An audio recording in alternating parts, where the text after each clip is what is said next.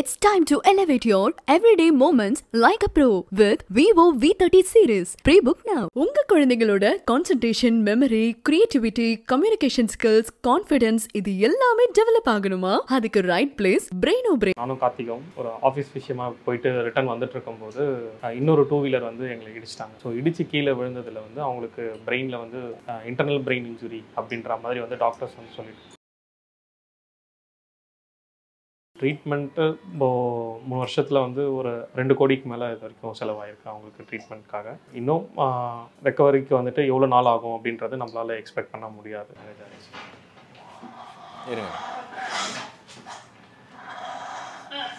சரி சரி. So 24 hours nursing கேரில் தான் அவங்க இருப்பாங்க. ஸோ அவங்களால வந்து வாய் வழியாக ஃபுட் எடுக்க முடியாது. ஸோ அதுக்காக அவங்களுக்கு வந்து வயிற்றில் பெக் டியூப் போட்டிருக்கும். ஸோ அந்த டியூப் வழியாக தான் சிரஞ்சு மூலயமா வந்து லிக்விட் ஃபுட்டாக தான் அவங்களுக்கு வந்து செமி சாலிடாக இல்லை லிக்விட் ஃபுட்டாக தான் வந்து அவங்களுக்கு கொடுக்க முடியும். ஸோ அதே போல் மெடிசின்ஸ் கொடுக்குறதுனாலும் அந்த டியூப் வழியாக தான் நம்ம அவங்களுக்கு வந்து இன்ஜெக்ட் பண்ணணும். வெளியில் யாராவது வந்து பாப்பாவுக்கு வந்து சாப்பாடு விட்டுனா அந்த மாதிரி வந்து எனக்கு அம்மா போட்டுவாங்க. அந்த மாதிரிலாம் அம்மா அப்புறம் அத்தைக்கிட்டலாம் பேசும்போது அவங்களுக்கு வந்து ரொம்ப கஷ்டமாக இருக்கும்.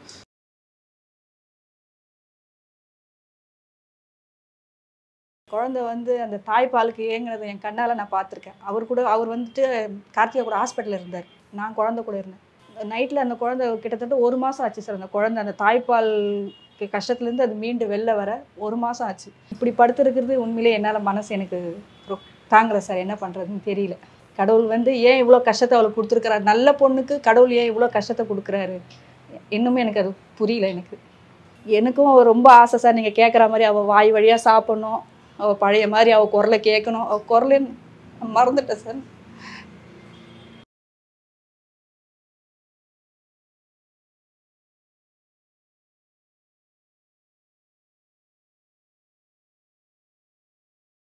அண்ணா வணக்கம்.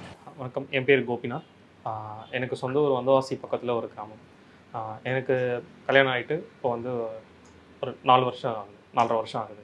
ஜனவரி 9, 2021 அப்போ வந்து நானும் கார்த்திகும் ஒரு ஆஃபீஸ் விஷயமா போயிட்டு ரிட்டர்ன் வந்துட்டு இருக்கும்போது இன்னொரு டூ வீலர் வந்து எங்களை இடிச்சிட்டாங்க. ஸோ இடித்து கீழே விழுந்ததில் வந்து அவங்களுக்கு பிரெயினில் வந்து இன்டர்னல் பிரெயின் இன்ஜுரி அப்படின்ற மாதிரி வந்து டாக்டர்ஸ் வந்து சொல்லிட்டு, ஸோ அதுக்கப்புறம் அதுக்காக ட்ரீட்மெண்ட் வந்து இப்போ போயிட்டுருக்கு. ஸோ அதுலேருந்தே அவங்க வந்து இந்த மாதிரி அன்கான்ஷியஸ் ஸ்டேட்டில் தான் பெட் ரிட்டனாக தான் இப்போ வரைக்கும் இருக்காங்க. 3 வருஷம் ஆகிடுச்சு. இப்போ சோசியல் மீடியாவில் பார்க்கும்போது அக்காவுக்கு ஒரு குழந்தை இருக்கிற மாதிரி நாங்கள் கேள்விப்பட்டோம். அவங்களுக்கு என்ன வயசு? இப்போ பாப்பாவுக்கு வந்து 3.5 வயசு ஆகுது. ஆக்சிடென்ட் ஆகும்போது பாப்பாவுக்கு 6 மாதம். அந்த 6 மாதம் கை குழந்தை. நாங்கள் பாப்பாவை வீட்டில் விட்டுட்டு தான் ஆஃபீஸ் வேலையாக வெளியில் போகணும்.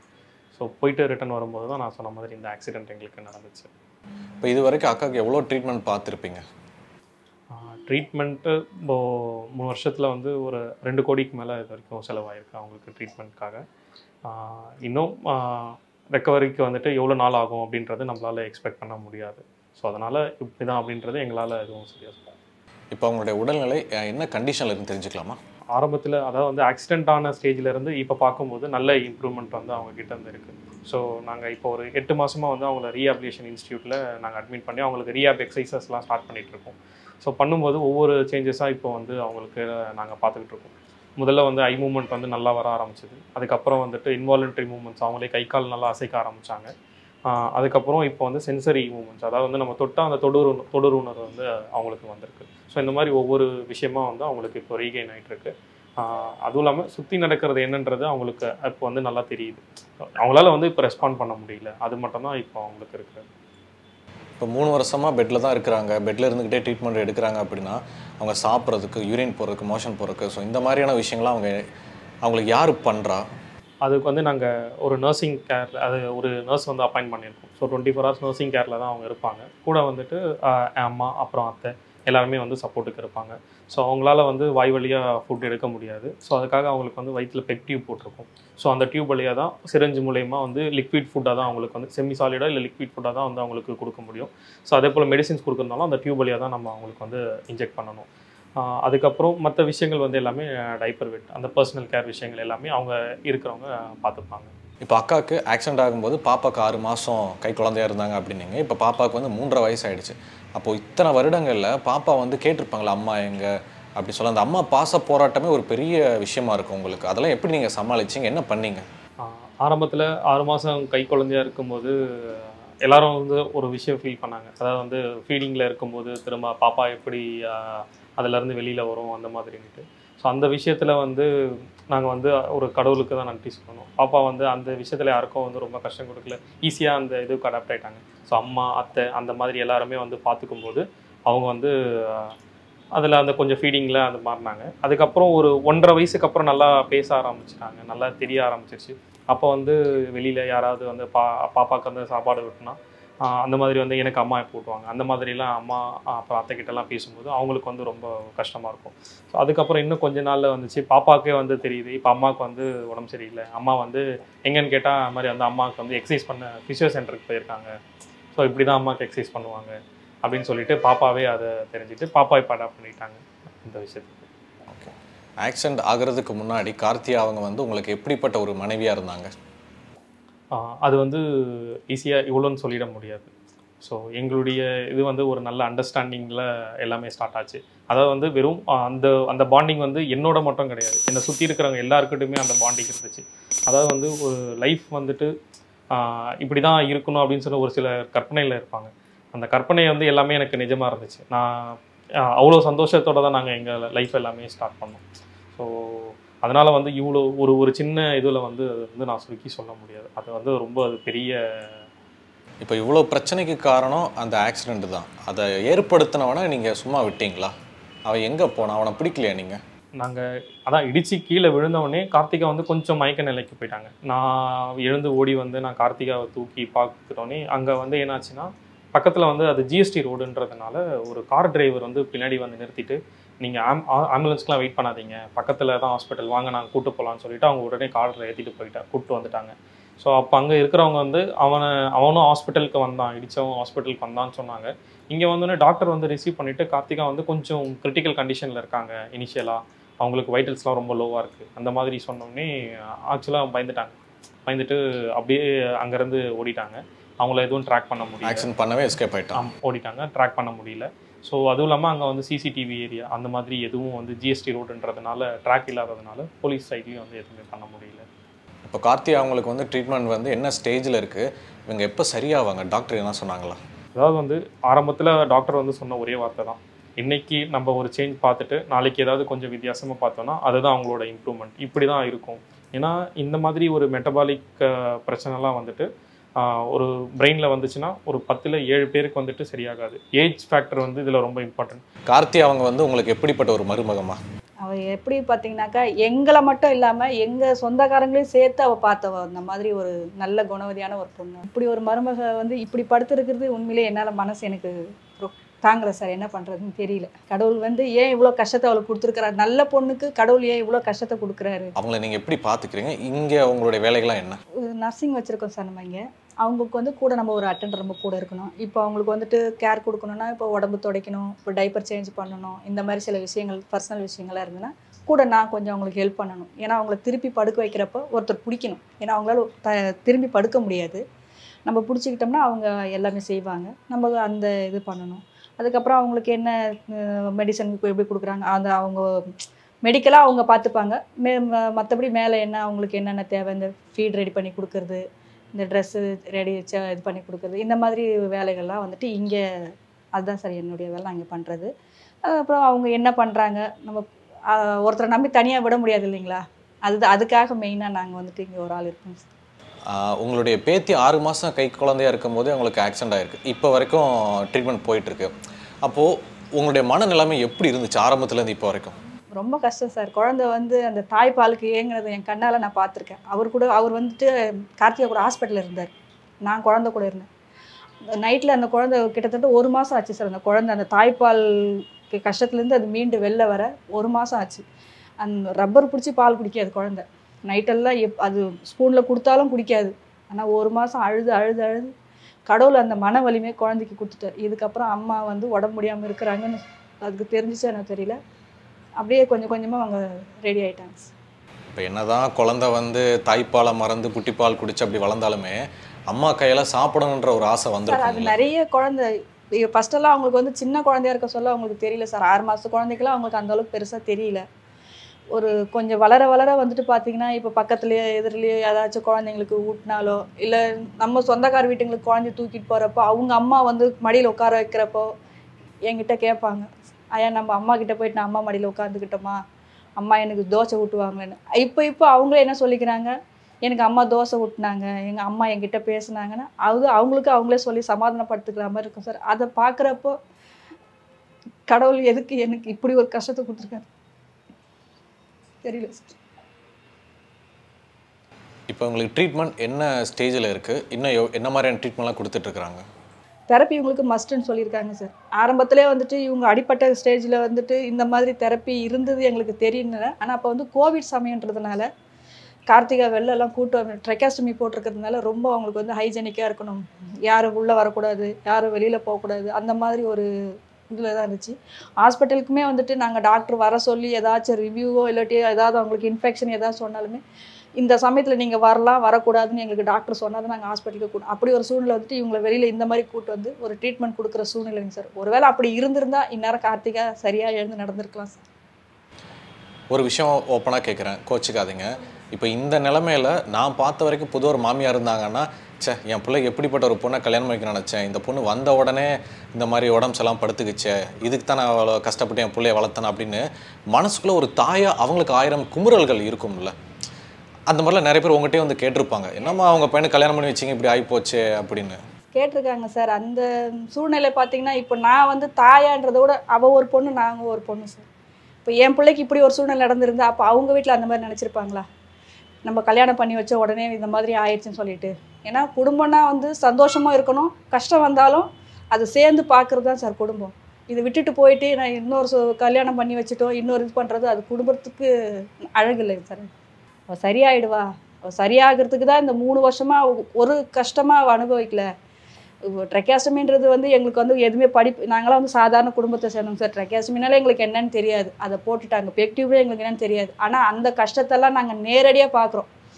அந்த கஷ்டத்தெல்லாம் அவள் மீண்டு வெளியில் வரான்னா அவள் எதுக்காக, அவள் புருஷனோட சேர்ந்து வாழணுன்ற அந்த வைராக்கியத்தினால தான் அவள் எல்லாத்தையும் கடந்து வெளில வரான். அப்படி இருக்க சமயத்தில் நாளைக்கு அவள் நல்லபடியாக எழுந்து உட்கார்ந்தப்போ நான் அவனுக்கு வந்து இன்னொரு கல்யாணம் பண்ணேன்னா அவளுடைய மனநிலைமை எப்படி இருக்கும், என்னை பற்றி அவள் என்ன நினைப்பா, என் பிள்ளைய பற்றி அவள் ஆசைப்பட்டு கல்யாணம் பண்ணவள், அவங்களுடைய அன்பு அவள் என்ன நினைப்பா, அந்த அன்புக்கு ஒரு அர்த்தமே இல்லாமல் போயிடல சார் இன்னொரு கல்யாணம் பண்ணிட்டோம்னா. டியூப் வச்சுக்கலாம், கழுத்தில் இருக்கிற டியூப் என்ன, அது எதுக்காக, வயிற்றில் இருக்கிற எதுக்காக கொஞ்சம் சொல்லுங்கள். இது வந்து ட்ரெக்காஸ்டமி சார். இது வந்து மூச்சு விடுறதுக்காக. ஏன்னா அவங்களுக்கு வந்து ஆரம்பத்தில் வந்துட்டு வென்டிலேஷன் வச்சதுனால வென்டிலேஷன் அதிகம் 11 நாளுக்கு மேலே இருக்கக்கூடாதுன்னு சொல்லிட்டு ட்ரெக்காஸ்டமி பண்ணிட்டாங்க. இது வந்து பெக் டியூப் சார். இங்கே இருக்குது, இதோ இது இருக்குது. இதில் வந்து ஃபீடு கொடுக்குறது சார். இது எல்லாமே மெடிசனு, கிச்சன் ஃபீடு, அப்புறம் ப்ரஸ்பின்னு சொல்லிட்டு ஒரு ப்ரோட்டீன் பவுட்ரு. மொத்தம் ஒரு நாளைக்கு 9 ஃபீடு போகும் சார். 2 மணி நேரத்துக்கு ஒரு வாட்டி கொடுப்போம். அதில் வந்துட்டு 4 வந்துட்டு கிச்சன் ஃபீடு, 5 வந்துட்டு ப்ரோட்டீன் பவுட்ரு ப்ரஸ்பின்னு சொல்லிட்டு கொடுக்குறோம் சார் அவங்களுக்கு. இது வழியாக இந்த மாதிரி தான் அவங்க இருக்கிறது சார். மற்றபடி வந்துட்டு எனக்கும் ரொம்ப ஆசை சார், நீங்கள் கேட்குற மாதிரி அவள் வாய் வழியாக சாப்பிட்ணும், அவள் பழைய மாதிரி அவள் குரலை கேட்கணும். அவள் குரலே மறந்துட்டேன் சார். இப்போ நம்ம பேசுகிறத அவங்க கேட்டுக்கிட்டு இருக்காங்களா? புரியுதுங்க சார், அவங்களுக்கு புரியும். கார்த்திகாவை சுற்றி இந்த விஷயங்கள்லாம் நீங்கள் பண்ணணும், இதெல்லாம் பண்ணக்கூடாது, அந்த மாதிரி எதனா சொன்னாங்களா? அதையும் சொல்லியிருக்காங்க சார். அவகிட்ட வந்துட்டு நீங்கள் சந்தோஷமாக பேசுங்க, அவகிட்ட வந்து எந்த ஒரு வேலை செஞ்சாலும் நீங்கள் சந்தோஷமாக செய்யுங்க. ஏன்னா அவள் வந்துட்டு ஒரு நேரம் அவள் நினைப்பா, நம்மளால் சுற்றி இருக்கிறவங்களாம் கஷ்டப்படுறாங்களே அப்படின்னு சொல்லிட்டு அவள் நினச்சாலும் அவள் மனசை விட்டுருவா. அந்த மாதிரி ஒரு சூழ்நிலை அவள் எதிர்க்க பேசாதீங்க, இப்படி இருக்கா அப்படி இருக்கான்னு பேசாதீங்க, நீ நல்லா இருக்க கார்த்திகா, உனக்கு ஒன்றும் இல்லை, நாங்கள் எல்லோரும் இருக்கோம் அப்படின்ற ஒரு தைரியத்தை கொடுத்து அவள் பக்கத்தில் வந்து எல்லாமே நீங்கள் வந்து ஒரு புத்துணர்ச்சியாக பேசுனீங்கன்னா தான் அவளுக்கு வந்து அந்த நம்மளால் யாரும் கஷ்டப்படலைன்ற ஒரு உணர்வு அவளுக்கு வரும்னு சொல்லிட்டு எங்களுக்கு டாக்டர் சொல்லியிருக்காங்க சார். அதனால் வந்துட்டு நாங்கள் வந்து அவள் பக்கத்தில் வந்து கஷ்டத்தை நாங்கள் இது வரைக்கும் எந்த ஒரு சின்ன ஒரு பண கஷ்டத்தோடு இது வரைக்கும் நாங்கள் பேசுனது கிடையாது. எதுவாக இருந்தாலும் நாங்கள் வெளியில் பேசுவோம். அவகிட்ட வரப்போ எந்த கஷ்டம் இல்லாத மாதிரி தான் நாங்கள் வந்து இருப்போம். ஆனால் அவள் வந்து அந்த சூழ்நிலை நினைப்பாங்க, நம்ம எதுக்கு இருக்கணும் அப்படின்ற ஒரு நினைப்பு கூட அவளுக்கு வரலாம். அதனால் அந்த மாதிரி சூழ்நிலையில் அவகிட்ட பேசாதீங்க அப்படின்னு சொல்லிட்டு இப்போ கார்த்திகா அவங்களுக்கு அந்த மேலே அந்த சுவாச குழாய், அப்புறம் வந்து கீழே டியூப் மூலமா நீங்கள் உணவு கொடுக்குறது, இந்த மாதிரியான ப்ராசஸ்லாம் உங்களுக்கு பெயினாக இருக்குமா, அது உங்களுக்கு வலிக்குமா? இருக்கும் சார். இப்போ வந்துட்டு இதில் வந்து பார்த்தீங்கன்னாக்கா அந்த பெக் டியூப்பில் வந்துட்டு சுற்றி வந்து ஒரு ஊண்டு மாதிரி இருக்கும் சார். அதில் வந்துட்டு சில சமயத்தில் நம்ம தெரப்பியில் தூக்கி ஸ்டாண்டிங்கில் போடுறப்போ அந்த ஃபேண்ட்டு வந்து அந்த இதில் இழிக்கிறப்போ அதில் வந்து பட்டு பிளட்டு வர சமயத்தில் பெயின் தெரியும். அப்போது அவங்க கை கால்லாம் அசைச்சு தூக்குவாங்க, தன்னறியாமல் முகம்லாம் ஒரு மாதிரி அழுகிற மாதிரி பண்ணுவாங்க. அதுக்கப்புறம் இந்த இது வந்துட்டு ஒரு 4 மணி நேரத்துக்கு ஒரு வாட்டி கழட்டி கேண்டில் க்ளீன் பண்ணி போடணும். இந்த ரெட் கலரில் இருக்கிறது அதை கழட்டுறப்போ வந்துட்டு ஃபஸ்ட்டெல்லாம் வந்து அவங்களுக்கு அந்த பெயின் தெரியாது. இப்போ வந்துட்டு அதை கழட்டுறப்போ வந்து ரொம்ப பெயின் தெரியும். அதை கழட்டி நம்ம க்ளீன் பண்ணி போடுறப்ப சில சமயத்தில் வந்து பிளட்டு கூட வந்துடும் அதில். அப்போது அவங்களுக்கு அந்த 2 கை தூக்குவாங்க, கால் அசைப்பாங்க, முகம்லாம் ரியாக்ஷன் பயங்கரமாக மாறும்.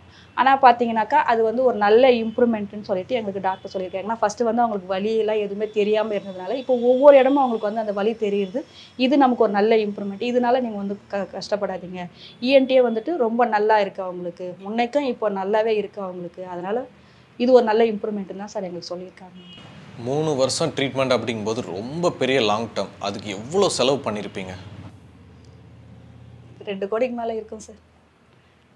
எப்படி 2 கோடி நீங்கள் செலவு பண்ணுற அளவுக்கு நீங்கள் பெரிய வசதியான ஃபேமிலியா? சார் அந்த அளவுக்கு நாங்கள் சாதாரண மிடில் கிளாஸ் தான். ஃப்ரெண்ட்ஸு, தம்பியோட ஃப்ரெண்டுங்க, அப்புறம் நாங்கள் வந்து கொஞ்சம் ஜுவல்ஸ் விற்றோம், கொஞ்சம் லேண்டுங்க விற்றோம், கொஞ்சம் கையில் இருக்கிறது எல்லாமே எங்களால் முடிஞ்ச அளவுக்கு நாங்கள் இது பண்ணோம். அதுக்கப்புறம் கொஞ்சம் வெளியில் கடன் வாங்கினோம். அப்புறம் நிறைய பேர் இந்த மாதிரி டொனேட் பண்ணவங்க மிலாப் மூலயமா நிறைய நமக்கு டொனேட் பண்ணோம். அந்த மாதிரி வச்சு தான் சார் எங்களால் பார்க்க முடியுது. இப்போவும் கஷ்டம் தான் எங்களுக்கு சார். ஃபினான்ஷியலாக பார்த்தீங்கன்னா ரொம்ப ரொம்ப எங்களுக்கு கஷ்டம்தான். ஆனாலும் கடவுள் வந்து எங்களுக்கு ஏதாவது ஒரு நல்ல வழி காமிப்பான்றதுனால கார்த்திகா விஷயத்தில் இது வரைக்கும் ஒரு ட்ரீட்மெண்ட்டோ இல்லை வேறு எந்த ஒரு இதுவுமே இது வரைக்கும் எதுவுமே ஸ்டாப் ஆகலைங்க சார். எப்படியாவது யாராவது ஒருத்தர் மூலயமாவது எங்களுக்கு கடவுள் வந்து ஒரு வழி காமிச்சு தான் விட்டு. இதை பார்க்குற நல்ல உள்ளங்கள் எல்லாரும் உங்களால் என்ன முடியுமோ அந்த உதவி எங்களுக்கு செய்யுங்க. எதுவாக இருந்தாலும் நாங்கள் மனசார ஏற்றுக்கிறோம். கடவுள்கிட்ட எங்களுக்காக பிரார்த்தனை செய்யுங்க. இந்த 3 வருஷத்தில் எவ்வளோ ட்ரீட்மெண்ட் போயிருக்கும், எவ்வளோ கஷ்டங்களை நீங்கள் சந்திச்சிருப்பீங்க. அப்படிலாம் நினச்சி நீங்கள் ஃபீல் பண்ணும்போதோ, அழுகும் போதோ, இல்லை உங்கள் பையன் கூட சேர்ந்து அதை பற்றி பேசும்போதோ, அதை கார்த்திகா கேட்டு அவங்க ரியாக்ஷன் கொடுப்பாங்களா? அவங்க என்ன பண்ணுவாங்க அதை கேட்டு? ஒரு முகம் மாறும் சார். எப்பயாவது ஒரு சம்டைம் வந்து முகம் மாறும் ஒரு மாதிரி. அப்போது நாங்கள் வந்து டக்குன்னு அந்த பேச்சையை நிறுத்திடுவோம் சார். நாங்கள் சில சமயத்தில் வந்து தானாக சிரிப்பாங்க. அப்போ நாங்கள் டாக்டர்கிட்ட கேட்டப்போ சொல்லுவாங்க, அவங்க சின்ன வயசு மெமரி எதுனா அவங்களுக்கு ஞாபகத்துக்கு வரலாம், இல்லை அவங்க வீட்டுக்கார் கூட இருந்த ஒரு தனிப்பட்ட விஷயம் ஏதாவது ஞாபகத்துக்கு இதுன்னு சொல்ல முடியாது. அந்த சந்தோஷத்தை நினச்சி அவங்க சிரிப்பாங்க. அது வந்துட்டு நம்ம இதுதான் சொல்லிட்டு நம்ம அவங்க சொன்னால் தான் நமக்கு தெரியும். அதை நம்ம வந்து பெருசாக நம்ம அது எது பண்ணிக்க முடியாது அப்படின்னு தான் சொல்லுவாங்க. ஆனால் முகம் மாறும்.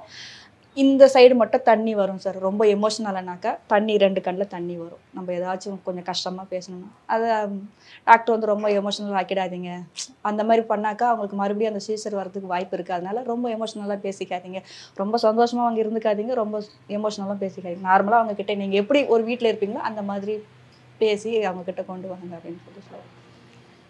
நீங்களும் உங்கள் பையனும் எதிர்பார்க்குறது ஒரே ஒரு வார்த்தை தான், எல்லாம் சரியாச்சுமா, அடுத்த வாரம் டிஸ்சார்ஜ் பண்ணி கார்த்தியா வீட்டுக்கு கூட்டு போகலாம் அப்படின்னு. ஸோ அந்த வார்த்தையை கேட்குற தருணம் உங்களுக்கு எப்படி இருக்கும்? உலகத்திலே நான் தான் சார் முதல் பாக்கியசாலி நினைப்பேன். அந்த சந்தோஷத்தை அது நீங்கள் எனக்கு சொல்கிறது வந்து கடவுள் சொல்கிற மாதிரி அந்த சீக்கிரமாக அது நடக்கணும் சார். எங்களுக்கு அந்த சந்தோஷம் சின்னதாக சொல்லிட முடியாது சார். எல்லாருக்கும் தீபாவளி பொங்கல்ன்றாங்க, அந்த விசேஷ நாளை விட எங்களுக்கு 4 மடங்கு 10 மடங்கு கூட வரலாம் சார் அந்த சந்தோஷம். இந்த நிகழ்ச்சியை பார்க்குற நல்ல உள்ளங்கள் கார்த்தியா அவங்களோட ட்ரீட்மெண்ட்டுக்கு நீங்கள் உதவ நினைக்கிறீங்க அப்படின்னா இந்த வீடியோட டிஸ்கிரிப்ஷனில் அவங்களோட ஜிபே நம்பர், அக்கௌண்ட் டீட்டெயில்னு சொல்லிட்டு எல்லாத்தையும் நாங்கள் கொடுத்துருக்கோம். உங்களுடைய ஒவ்வொரு உதவியும் அவங்களோட ட்ரீட்மெண்ட்டுக்கு ரொம்ப பெரிய உதவியாக இருக்கும். ஸோ உதவி பண்ணுங்கள். It's time to elevate your everyday moments like a pro with Vivo V30 series. Pre-book now. உங்க குழந்தைகளோட concentration, memory, creativity, communication skills, confidence இது எல்லாமே டெவலப் ஆகணுமா? அதுக்கு ரைட் பிளேஸ் Braino Brain.